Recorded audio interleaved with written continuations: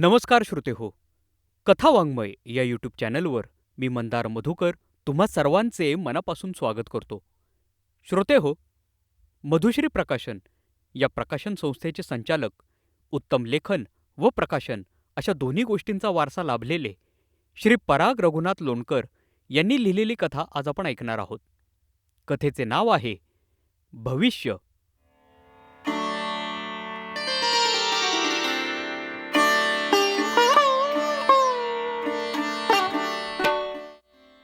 पांडुरंग शास्त्रींनी संध्याकाळची 5ची वेळ मला दिली होती.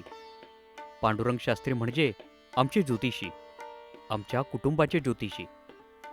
मी कोणीही नव्हतो तेव्हापासून त्यांचा सल्ला घेणे सुरू केले होते.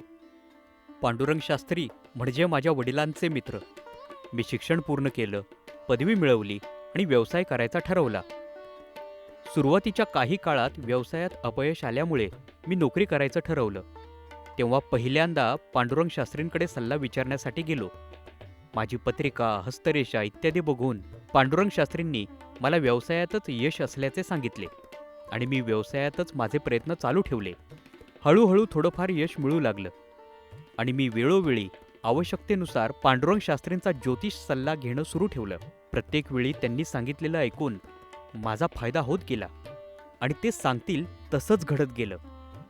त्यामुळे पूर्वीच्या राजांचे जसे राजज्योतिषी असत तसेच आता ते माझ्या कुटुंबाचे, माझ्या व्यवसायाचे ज्योतिषी झाले होते. माझा व्यवसाय आता केवळ भारतातच नव्हे तर भारताबाहेरही अनेक ठिकाणी पसरलेला होता. एकाच नव्हे तर अनेक व्यवसायात आता आम्ही काम करत होतो.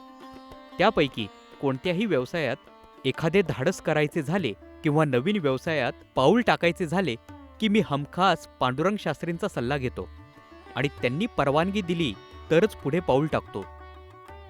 एका नव्या प्रोजेक्टमध्ये पडावे असा विचार सध्या डोक्यात घोळत होता. त्या संदर्भातला सल्ला घेण्यासाठी मी पांडुरंग शास्त्रींना आज भेटायला जाणार होतो. पांडुरंग शास्त्री म्हणजे वेळेला एकदम पक्के. त्यामुळे 5ची वेळ ठरलेली असताना मी 4:45 वाजता त्यांच्या घरी पोहोचलो. बरोबर 5 वाजता ते आतल्या खोलीतून बाहेर आले. नेहमीप्रमाणे मी त्यांना वाकून नमस्कार केला व लगेचच माझ्या येण्याचे कारण सांगितले. इतक्या वर्षाचा अनुभव आणि सरावाने त्यांना आता माझी पत्रिका वगैरे बघण्याची कधीच गरज लागत नसे. ते केवळ माझी समस्या ऐकून घेऊन त्यावर त्यांचे मत व उपाय सुचवत असत. आज मात्र मी समोर बसल्यापासूनच मला ते चिंतेत वाटले. नेहमीप्रमाणे मी माझी समस्या सांगणे सुरू केल्यावरही त्यांचे फारसे लक्ष नसल्यासारखे मला जाणवले. तरीही मी माझा प्रश्न त्यांच्यासमोर सांगून मोकळा झालो. थोडा वेळ ते काहीच बोलले नाहीत. मग एकदम ते म्हणाले, माधव, तुझ्या आजच्या प्रश्नाचा विचार आपण जरा काही दिवसाने करूयात.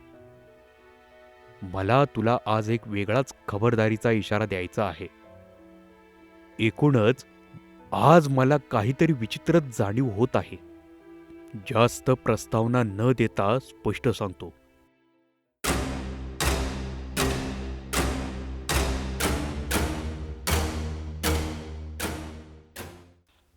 पुढच्या 24 तासामध्ये तू एका व्यक्तीच्या मृत्यूस कारणीभूत ठरणार आहेस. कसा, कोणाच्या हे मी खरंच सांगू शकत नाही, पण हे घडणार हे नक्कीच. इतक्या वर्षांच्या पांडुरंग शास्त्रींच्या ज्योतिष विद्येचा मी घेतलेला अनुभव पाहता आज त्यांनी सांगितलेले सारे खूप विचित्र असले तरी हसण्यावारी नेण्यासारखे नव्हते. त्यामुळे मी खूपच विचारात पडलो. मी घेऊन आलेले प्रश्न आता माझ्याही मनातून बाजूला पडून हे नवीनच गूढ मनामध्ये व्यापून राहिले. मी त्यांचा निरोप घेऊन बाहेर पडलो आणि वाटेत इतर काही कामे करायची ठरवलेली असूनही ती न करताच ड्रायव्हरला माझ्या बंगल्याकडेच गाडी घ्यायला सांगितलं. माझ्या डोक्यात विचारांनी थैमान घातलं. माझ्यामुळे कुणाचा तरी मृत्यू होणार आहे, तेही पुढील 24 तासात. म्हणजे मी कुणाचा खून करणार आहे की काय? कुणाचा करू शकेन मी खून? माझ्या डोळ्यापुढे अनेक व्यक्ती आल्या, अगदी माझ्या बायकोपासून ते माझ्या भागीदारापर्यंत. प्रत्येकाशी कधी ना कधीतरी माझे वाद होतच होते. व्यावसायिक स्पर्धकही खूप होते. त्यात तर सतत चढाओढ चालू होती. केव्हा ना केव्हा तरी यातील कुणाचा तरी खून करावा असं मला कधी ना कधीतरी वाटलं होतंच. पण नाही. असं जरी कधी मला वाटलं असलं तरी माझ्या हातून कुणाचा खून होईल असं मला वाटत नाही. तेवढी माझी बुद्धी शाबूत आहे. मग काय होऊ शकेल? इंग्रजी चित्रपट मी अतिशय आवडीने पाहत असतो. त्यातील काही चित्रपटांमध्ये विविध प्रकारे माणसाकडून काहीतरी चूक घडते आणि त्या चुकीमुळे त्याचे स्वतःचे किंवा इतर कोणाचे तरी मरण उद्भवते असे दाखवले जाते. तसे तर काही होणार नाही. मग मी ठरवलं, पुढच्या 24 तासात कुठेही जायचं नाही आणि घरातही शक्यतो कोणत्याही उपकरणाला हात लावायचा नाही. पुढच्या 24 तासातली माझी सगळी कामं मी रद्द केली. माझ्या खोलीतच बसून राहिलो. सतत आपल्यामुळे कोणाचा तरी मृत्यू होणार आहे हेच डोक्यात घोळत होते. पांडुरंग शास्त्रींचं भविष्य खोटं ठरणं शक्य नव्हतंच एवढी मला खात्री होती. मग मी ठरवलं, आज आपल्या जवळच्या कोणत्याही व्यक्तीला जवळच येऊ द्यायचं नाही. मग ती माझी पत्नी वसू असू दे, नाहीतर माझी मुलं असू दे. अगदी माझ्या कर्मचारी वर्गापैकी कोणी पुढील 24 तास माझ्याकडे येणार नाही याची मी खबरदारी घ्यायचं ठरवलं. त्याप्रमाणे पुढील 24 तास कुणीही माझ्याजवळ न येण्याबाबत मी वसूला सांगितलं. तिने यावर प्रश्नांची सरबत्ती केली, पण तरी यामागचं कारण मात्र मी तिला अजिबात सांगितलं नाही.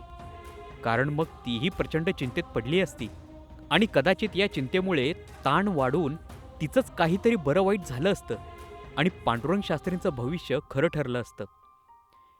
ती रात्र मी एकट्यानेच तळमळत काढली. शांत झोप लागणं शक्यच नव्हतं. मुद्दाम मी आमच्या पती पत्नीच्या बेडरूममध्ये न झोपता माझ्या वाचन करण्यासाठी असलेल्या स्वतंत्र बेडरूममध्ये झोपलो. आपल्यामुळे कोणीतरी मरणार आहे ही भावना किती विचित्र आहे हे मला जाणवत होतं. मन प्रचंड अस्वस्थ होतं. या अस्वस्थतेमुळे मलाच हृदयविकाराचा झटका तर येणार नाही अशीही शंका माझ्या मनात तरळून गेली. सकाळ झाली. ब्रेकफास्टसाठी मला बोलवणं आलं. पण मी बाहेर न जाता ब्रेकफास्ट माझ्या खोलीतच मागवला. तोही दाराबाहेर ठेवायला सांगितला. अस्वस्थता खूपच वाढल्याने ब्रेकफास्ट झाल्यावर मी नाईलाजाने बंगल्याच्या आवारातील बागेमध्ये पाय मोकळे करण्यासाठी जायचं ठरवलं. रोज सकाळी सकाळी बागेतल्या माळीकाकांशी 2 शब्द बोलायचे हा माझा नेहमीचाच उपक्रम असे. माळीकाका अगदी माझ्या जन्माआधीपासूनच आमच्याकडे कामास होते. माझ्यासकट घरातील प्रत्येक जण त्यांना आमच्या घरातील एकच मानत होतो. बागेत प्रवेश करतानाच बागेची स्वच्छता न झाल्याचं माझ्या लक्षात आलं. मी गेटवरील सिक्युरिटीच्या माणसाला हाक मारून विचारलं, "काय रे? माळीकाका नाही आले का?" त्यानं धावत येऊन उत्तर दिलं, "नाही साहेब, ते सर्दी तापानं आजारी आहेत." "ठीक आहे," असं म्हणून मी माझा फेरफटका चालू ठेवला. डोक्यातील विचार जाता जात नव्हते. शेवटी मी परत माझ्या खोलीकडे परतलो. वाचन चालू केलं. एरवी एकदा एक पुस्तक हातात घेतलं की मी त्यात रमून जातो, पण आज तेही होत नव्हतं. पांडुरंग शास्त्रींनी मला भविष्य कालच्या साधारण 5 वाजता सांगितलं होतं आणि आता सकाळचे 11 वाजले होते. अजून तरी माझ्या एखाद्या कृतीमुळे कोणी मरण पावण्याची घटना घडली नव्हती. मी अजून एक गोष्ट करून घेतली. मी माझ्या वकील मित्राला फोन करून अटकपूर्व जामिनाची सर्व चौकशी करून ठेवली. कारण माझ्याकडून अनावधानाने जर कोणाचा खून, हत्या वगैरे होणार असेल तर मला पुढच्या पोलिसी कारवाईला तोंड द्यावे लागणार होते. त्या वकील मित्रालाही मी या भविष्याबद्दल काहीही न सांगता ही सारी माहिती काढून घेतली. काल संध्याकाळपासून संपूर्ण काळ माझ्या डोक्यात फक्त हाच विचार होता. काल संध्याकाळपासून घडलेल्या सगळ्या गोष्टींचाही माझा विचार चालूच होता. अचानक माझ्या डोक्यात एक कल्पना आली. मी ताबडतोब माझ्या दुसऱ्या एका मित्राला, राजेशला फोन केला.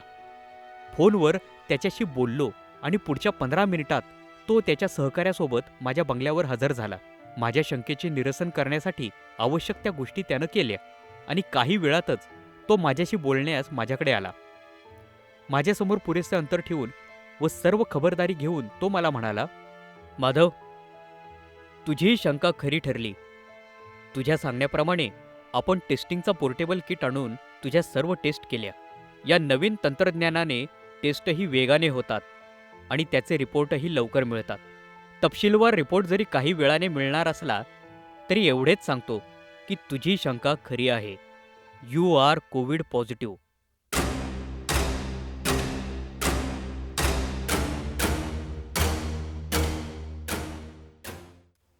पण काळजी करू नकोस.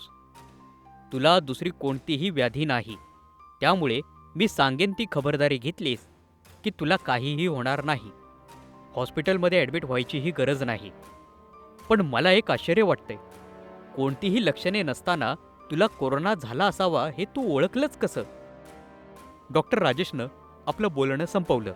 हे सगळं होईस्तोवर दुपारचे 3 वाजले होते. म्हणजे पांडुरंग शास्त्रींनी सांगितलेले भविष्य खरे ठरायला फक्त 2 तास शिल्लक होते. मी वसूला खोलीत बोलवलं. तिला आत्तापर्यंत मला कोरोना झाल्याचं राजेशच्या सहकाऱ्यांकडून कळलंच होतं. त्यामुळे ती दूरच उभी होती. तीही काळजीत पडलेली होती.